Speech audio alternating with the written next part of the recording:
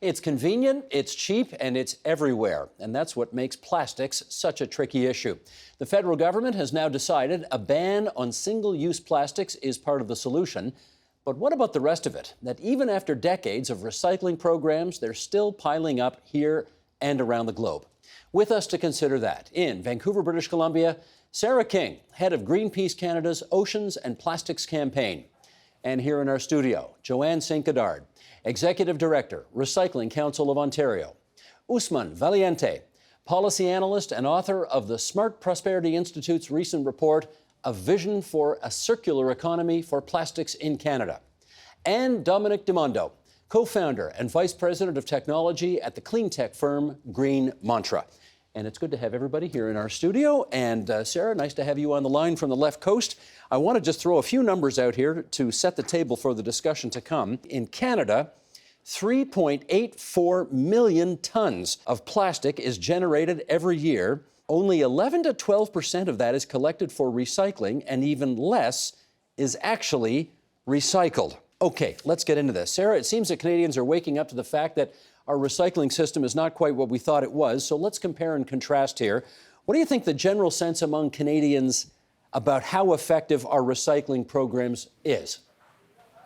I definitely think that people were quite shocked to learn that, most of what they're putting in the blue bin isn't actually being recycled. Definitely just in talking with friends and family, people really try their best to sort, clean, put things in the right places. And yeah, I think they were really disappointed and shocked actually to learn that despite best efforts, we're really not living up to this recycling ideal that we had set for ourselves. So yeah. Given that you're right there on an ocean, maybe you can tell us how much of what we think we're recycling actually ends up in an ocean. Yeah, well, in terms of scale of the problem, about a garbage truck worth of plastic is entering our oceans every single minute. So, while we're having this discussion today, there will be at least the equivalent of, 20 to 30 garbage trucks worth of plastic. So the problem is, has reached a crisis level. In terms of what we're actually seeing when we do shoreline cleanups, when we're out at sea, of course, quite a lot of the plastic that enters our oceans actually falls to the sea floor. But what we see in cleanups and what washes up on beaches are things like bottles, bottle caps, food wrappers, things like straws. And then, of course, microplastics, so things that have been broken down a lot into a lot of different pieces, styrofoam, a number of types of plastics that are known as single-use plastics. Usman, let me get you in the discussion now. How did we get into a situation where so little of our plastics are being recycled and so little of what we are collecting and think we are recycling is being recycled? So in fact, plastics are ubiquitous. They're in your cell phone, they're in your car, they're in the textiles, in your carpet, they're in your curtains, they're in our clothing. So plastics are everywhere. And of that, 3.4 to 3.8 million tons of plastics out there, we're only recycling 9%. That 9%, actually, a lot of what is being recycled is actually coming from our residential recycling systems. So we've got bottle deposit programs across the country that collect your plastic bottles. We've got curbside recycling that's collecting it. Some of what's being collected in your residential systems being exported to developing countries. So a huge chunk of the plastic in our economy is not being addressed through recycling systems. And so it ends up being disposed of or thrown in the landfill. Joanne, maybe I can get you on that too. How is it that so little of what we think we're recycling is actually getting recycled? Yeah, I think to build on Usman's point, what we now know is 40% of what's being put onto the marketplace that actually attributes or contributes to the plastic problem is actually in packaging. And in fact, 50% of that 40% is designed to be single use. So part of the major problem is, what are we putting onto the marketplace and what are the alternatives for consumers as it relates to making better choices.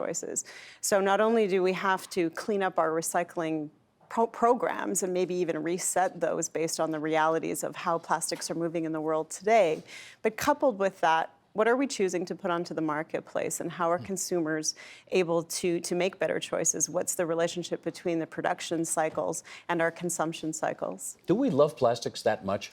Well, I think people, probably don't think about it. I mean, the word that we use consistently is ubiquitous. They're everywhere. They're in things that we don't even think about. I read about the amount of plastics in tea bags, for goodness sakes. Plastic in tea bags? Plastic in tea bags. 30% of a plastic bag actually has, or a tea bag actually has plastic in it. We think about it. And so should we be, when it's everywhere, I don't think people are consciously thinking about how much they love plastics. I think, quite frankly, part of the problem is we've taken it for granted.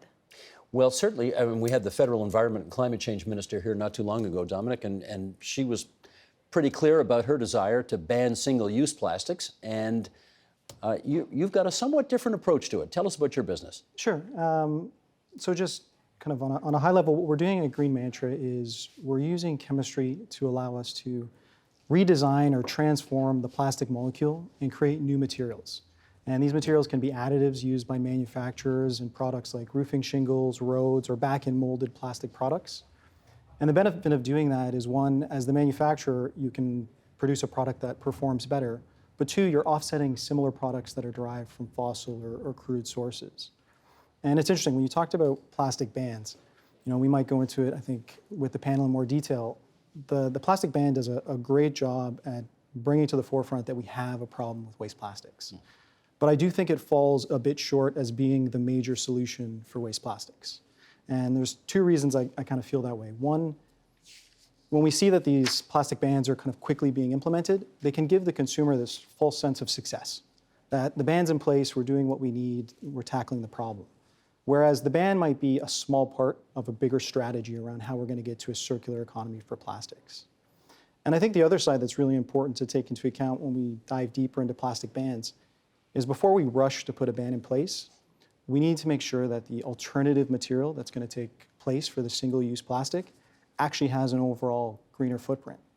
So there's been studies done by the UK and the Denmark EPA, even the American Chemistry Council, where the typical alternative material, let's say paper that might be used, actually in the full life cycle has a worse footprint related to the actual production of the paper product. And typically these paper products are heavier. And that means when you're transporting them to different locations, it weighs more, so there's more fuel consumed during the transport.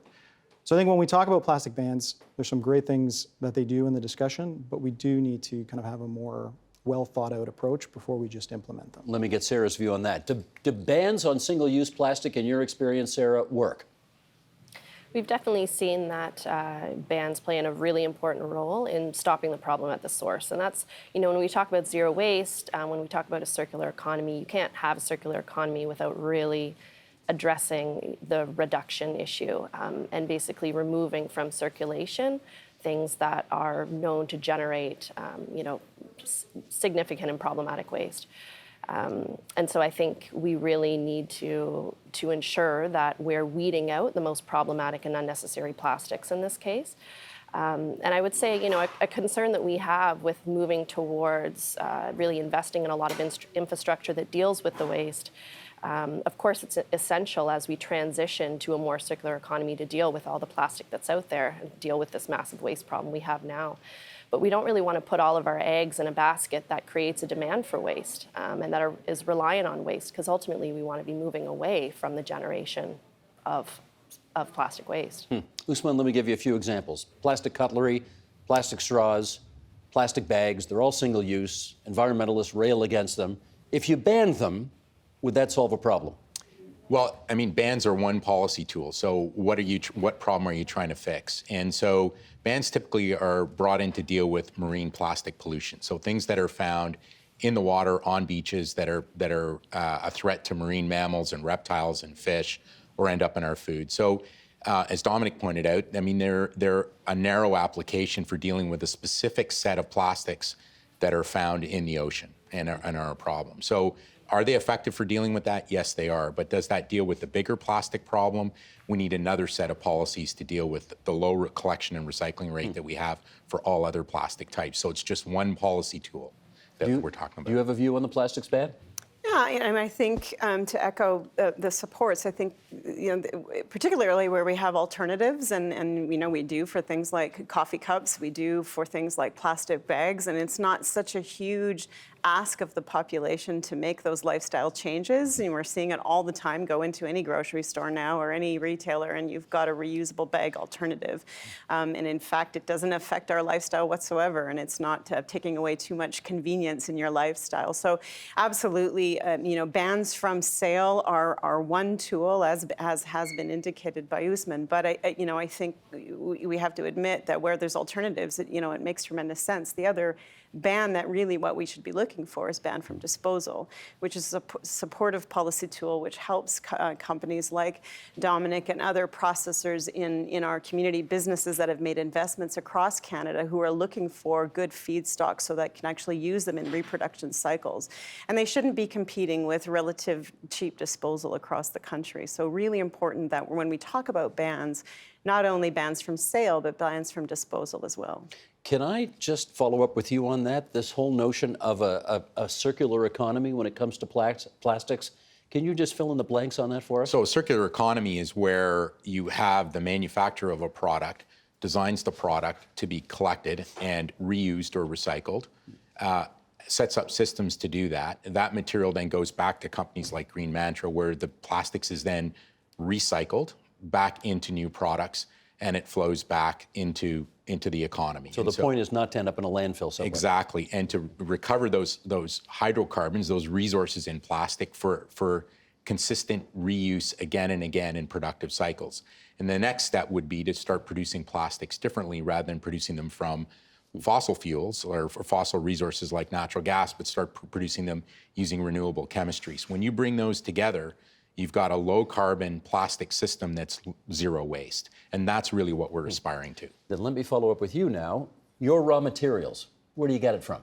So we get our raw materials from different municipalities or different reprocessors who are collecting waste plastics that are going into the blue box. And you're going to change the actual chemical molecular structure of that raw material and turn it into what? So when you think about chemical recycling, maybe I'll start there. I think there tends to be, for the average person, a negative connotation when they hear chemical recycling. They hear the word chemical and they think that means something hazardous or harmful is happening, when really we're actually just leveraging chemistry to allow us to extend the usable life of a plastic resource. And so there's different approaches to chemical recycling. One is redesigning the molecule. That's what we do at Green Mantra, where you're changing the properties to create new materials that are either synthetic waxes or polymer additives that are going into other new applications to create value. How do you make those chemical changes, incidentally? So in this case, without going too deep into the chemistry, we're using catalysts. And that allows us to kind of cut the bonds, think of a plastic as a long chain, just allows us to pick and choose where we're cutting the bond to redesign the molecule and add value. Would you burn it? We do not burn it. And that's, again, a big misconception with chemical recycling is people think you are burning it and just producing energy. That's, I'd say, one small component of what people can potentially do with waste plastic, and it's probably the lowest value. Okay, and so you turn it into what? So we turn it into a raw material that's being used by other manufacturing companies that are adding it as an additive. So they're adding it to add either added performance or better processing capabilities. So you can make a stronger shingle, a road that lasts longer, or you make it easier to mold a plastic part, as an example. Sarah, let me get your take on whether or not you think this is a viable alternative to just having more stuff ending up in landfill. The problem for us really is that it does, continue to create a demand for plastic material. And while we would like to hope that we would reach 100% capture and recycling, we've just seen that we're so far from that that it's hard to imagine that would be the case. And as such, with single-use plastics or with plastics even designed for chemical recycle, plastic bottles are a great example. They're one of the most recycled products in Canada, and yet we still see them constantly in the environment, in our oceans, in our parks and waterways. And so there is this issue of producing something that still has, a negative impact if it escapes into the environment. And then lastly, I think, I think there are a lot of questions still around chemical recycling. Where are the chemicals coming from that are used in it? And maybe you can speak to that, Dominic. But I think there's just a lot of questions still about what really the impact of that is at a larger scale. Okay, Dominic, you want to speak to that? So I think that's important, kind of, Sarah, the question you had there, where are the chemicals coming from? in a lot of chemical recycling, you're not necessarily adding a chemical to the plastic. In our case, we're adding a catalyst. That's a material that doesn't get consumed or leach into the plastic, but it allows us to change the properties. And I think the value in chemical recycling isn't as a silver bullet to waste plastic. Again, it's one part of many strategies. So obviously, I think we'd all agree the best strategy is reuse. You want to reuse a plastic as many times as you can. But eventually, it's going to hit its end of use. You might want to then go through traditional recycling, where we remelt it, we reform it. But if those avenues don't work, then you start using chemical recycling to create that ability to extend the value of the resource. So you're the third option in some respects. So it's kind of almost a decision tree that you're going through. Can I do this? Then can I do this? And then you're working to chemical recycling. And what we're doing there is just changing the properties of the material to allow us to extend the resource. A lot of people get confused with chemical recycling, thinking it's plastic to fuel or plastic to energy. That's really I'd say the last resort. And you can kind of think of that as more traditional chemical recycling. For a lot of the work that Green Mantra and other companies, which Canada is doing a great job at being a leader in clean technology around plastics, you can think of it as more advanced recycling, as an alternative.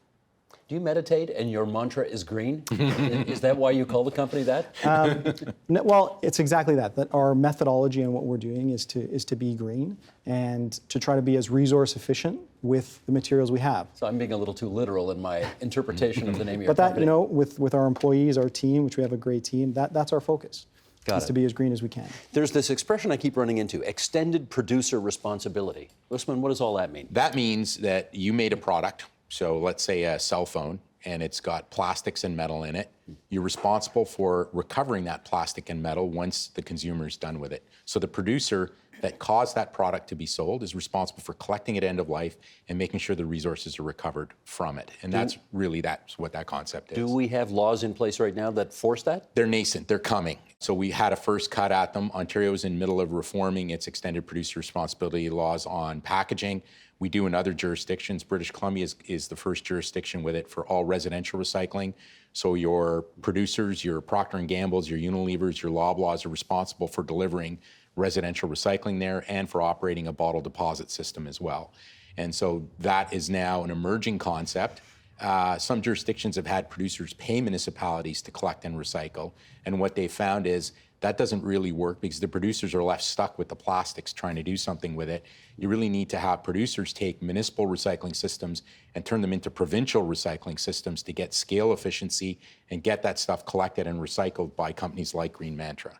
Sarah, we just heard this is happening in British Columbia. Can you tell us about whether or not it's working there?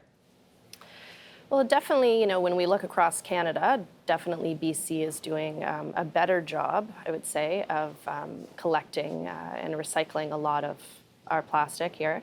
But, it's only, extended producer responsibility is only one piece of this larger problem that we're facing with plastic waste and pollution. And unless, again, we're really talking and considering how we're reducing in the first place, it's difficult for, all the plastic waste to actually be captured and recycled.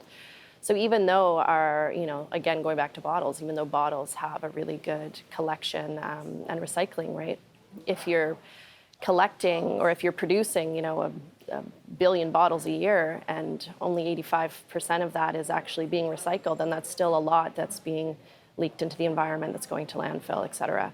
So I think, again, the EPR really needs to be part of a larger strategy, and that strategy really needs to be focused on reduction and also other ways of delivering products. So reuse, refill, some of the points that Joanne's made. Well, I want to figure out, Sarah, if part of Greenpeace's approach here that we stop using plastics as much as possible, maybe even altogether.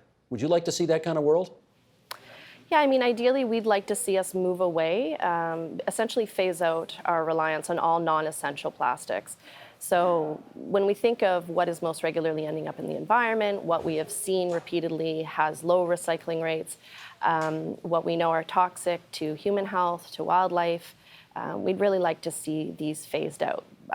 They've contributed significantly to the global plastic pollution crisis, and we are seeing almost weekly now, unfortunately, the negative impacts on marine wildlife in particular. And just like with the ozone layer and that massive problem, sometimes you have to ban things in order to ensure that they will not anymore pollute and end up in the environment. So that's, we really want to see moving away from all the plastics that really, are completely unnecessary. We've grown accustomed to them for various reasons, but they're not necessary, and a lot of alternatives already do exist for them. Joanne, what's your view on that? I'd have to agree with Sarah's sentiments, and I think we have to. I think the positive approach that the policy is taking now at a federal level is that it's a multi-pronged approach. There's not one policy tool that's going to solve 50 years of a growing plastic problem. So, it's going to take multiple different solutions to be able to get there. And I think it's going to be a little bit of everything. It's going to have to be producer responsibility, and not just producers, throwing money at recycling systems or being responsible for taking back their packaging and figuring out a recycling solution, but it is about redesign. It is about designing out unnecessary plastics. It is about examining alternatives. It is about incenting their consumers to be part of the solution with them. So EPR is this policy tool that can do much more than just recycling. Extended producer responsibility. Extended producer responsibility, and that is at the heart of the circular economy. The circular economy is not just about recycling. It is about all of those upstream design and even this reuse piece, which is really missing from the equation and often not talked about enough. So, to share Sarah's sentiment it's got to be, looking upstream. It's also got to be a ban on things that have alternatives that really only are designed for that single use that we started this conversation about. And that's got to be, consumers need to respond to that. And we can't just put things in our blue box anymore and expect, that to be our role. We have to think about not only do I participate in my blue box fulsomely and is my blue box performing, but how am I buying? Am I buying things that are readily recyclable? And what does that mean to me as a consumer? And what's the role in that regard? We're seeing all kinds of interesting stores that have plastic-free aisles, plastic-free stores. We have, they are boutique at the moment, but many stores in Europe that actually have only refill as an option. So you go on and you refill your olive oil container instead of buying olive oil in a disposable or recyclable container. You can actually go in with a refillable container, use the dispenser, and walk out. So I think there's a lot of emerging business models that are out there that are part of the circular economy that businesses are embracing. And I would say, the message to us as consumers is support that. And if you're seeing sort of some of these egregious plastic packaging examples out there, don't buy it. Use your buying power, send a signal to industry to say, you know what, this is far too much, this is unnecessary, and I'm not actually going to buy that. And then you'll see industry really starting to pay attention. So it starts with all of us, though. It sure does. We all have a role to play. We have enormous buying power that's completely unused. Part of what we've seen in the federal government's commitments is actually looking at their own procurement responsibilities, which are completely understated and absolutely underutilized. They buy $200 billion worth of goods and services every year. Government does as entities. You say the federal government or all of them? All of them. So government buying power in Canada is valued at $200 billion, which is about 15% of our GDP. And so they are the biggest consumers of goods and services in the entire country, and they need to look inwardly and have committed at a federal level on single-use plastics to do that. What is my buying power? You have public dollars that you're responsible for. You should be prudent about the management of those dollars and the use of that. So connecting those two public policy objectives is pretty interesting. Usman, do you think that the solution that was laid out by Sarah a moment ago, just a dramatic reduction, a rethinking, an upstream solution to this use of single plastics is doable?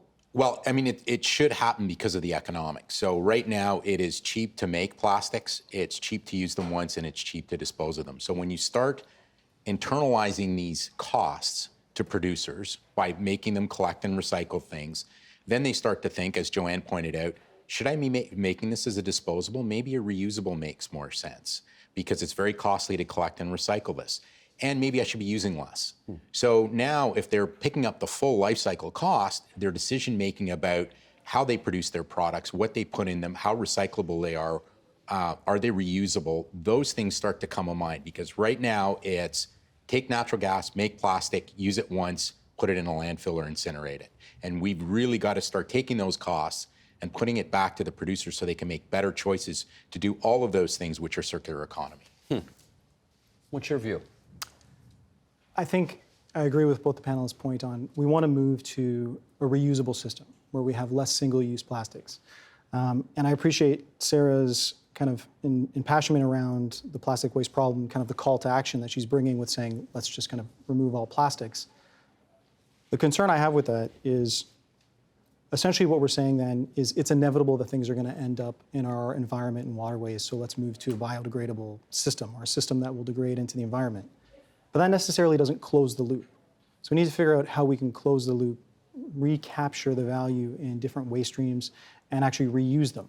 And so in some cases that might be, eliminating certain types of plastics, but in other cases it's understanding how we can put that resource back into the system and not accepting that inevitably our waste resources are going to end up in the environment. I don't think they should. If we put a tangible value behind it, so when Joanne was talking about the infrastructure within the government, the zero waste strategy that the Canadian government is putting together does involve something that's called circular procurement. So they're starting to discuss putting in mandates where they require, when they're going out to procurement, that it involves a certain percentage of recycled content.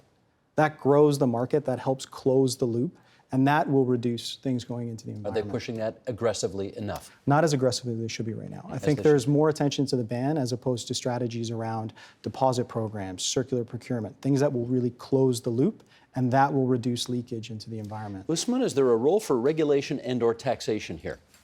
Well, certainly for regulation. So I think a number of the things that would deal with this, one is laws, the extended producer responsibility laws that we talked about, which is making producers responsible. Dominic points out recycled content requirements. So saying that plastics, if you're producing plastic bottles that are going to be used in the soft drink industry, that those bottles have to have 50% recycled content, then starts to create demand for recycled content, for recycled plastic. So there's no silver bullet here. We've talked about disposal levies, or bans on disposal. That makes it more expensive to dump stuff. So there is a role for public policy, and it all needs to hang together and be done in a coordinated way. So we start to scale up these collection systems, start sending signals back to producers to make different choices. Can I talk about a signal? Sure. Look, and I'm just pulling this out of my ear here. I haven't done a study on this. But let's say if you wanted to purchase something that had an egregious amount of plastic packaging on it, for example, there'd be a special 50% of the cost of the item tax put on that. That would get people's attention, don't you think? It would get their attention, but is that the most economically efficient thing to do in the case of plastic? I think what you should do is to say, if you're going to put all that plastic in there, you're responsible end of the life for collecting and managing it. And I don't mean just 50%. I mean 90+%.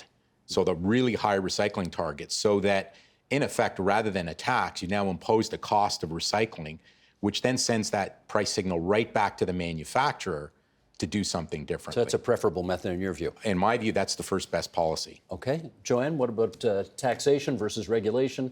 Heavy sticks versus lighter sticks? What's your take? Well, I mean, I think we can honestly say that most governments don't like the word tax. I think that makes everybody sort of freeze up, and I don't know that it's proven in the sense around consumer goods, it's not really been utilized, and so we're not sure how it would actually perform or really curtail the use of plastics and certainly the disposal of it. So, we've got some good policy tools in extended producer responsibility that have proven themselves, and that's the path that most governments have chosen. It's been a policy attempt or approach that the European Union has used in many of its member states, and they have just been able to ratchet up their targets and performance around that. So, I think let's use what we know works. I do think, though, that there's an untapped opportunity back to this disposal or banning from disposal. I think that's really something that we need to take on seriously. We are blessed with a lot of land mass in Canada. Yep. Disposal here is pretty cheap, and I don't think you'd get any government of any stripe that would have an argument around, let's ban things we don't want, and nobody wants disposal, so why are we not, taxing that, if you will, or adding a levy to that activity? And I think that's a blunt instrument that's, again, been proven itself useful and effective, and it can be used and scaled anywhere, small towns, rural, urban, any corner of the country. Sarah, with about a minute and change to go, let me get you to weigh in on that debate about regulation versus taxation versus something else. Yeah, I mean, I definitely agree with Joanne. I think, taxation on the disposal part, and I'm not exactly sure how it would apply or how it would be rolled out, but also applying it to the pollution side of things as well. I mean, companies really aren't held accountable for what is ending up in the environment, and I think that needs to be a big part of any puzzle. Do you think we as the population are adequately seized of this issue right now? I know we're getting messages and signals from all over the place to be more environmentally sensitive, starting with climate change and going right on down the line. Do you think we've got bandwidth to deal with this as a population, Sarah? Well, this is one of the issues that we see, not just with our supporters, but with the larger Canadian public, that really ignites something in people. You know, the awareness has grown exponentially over the last couple of years, and we're really seeing people turning that awareness into a call for action and really wanting change. So I think that people are ready for a different model. You know, of course, you know, folks are concerned about how that's going to impact their daily lives, their shopping routines, how it may impact cost, and all of these questions. But I think people recognize that plastic pollution is a massive problem, that there's too much waste being produced by corporations, and that something really needs to be done about it. We've seen, you know, recent polls show that the majority of Canadians want the government to act faster to address this problem and to ban single-use plastics. And you know, definitely through my work, there's a real call on supermarkets, on major producers like the Nestle's and the Cokes and the Pepsis of the world to offer alternative models, reuse models, refill models, different ways of getting products to consumers that don't put all of the onus back on the consumer, that it's, you know, it's up to us to deal with the plastic packaging once we have it. It's up to us to put in the blue box properly. It's up to us to avoid plastic and bring our own bag and bring our own cup. You know, we're not the ones producing all of it. And I think people, you know, really, really want to see change come from governments and corporations around this. Sarah King, Usman Valiente, Joanne St. Godard, Dominic DeMondo, we thank all four of you for being on TVO tonight and helping us out with this. Thanks so much. Thanks for having us. Thank you. The Agenda with Steve Paikin is brought to you by the Chartered Professional Accountants of Ontario. CPA Ontario is a regulator, an educator, a thought leader, and an advocate. We protect the public. We advance our profession. We guide our CPAs. We are CPA Ontario. And by viewers like you. Thank you.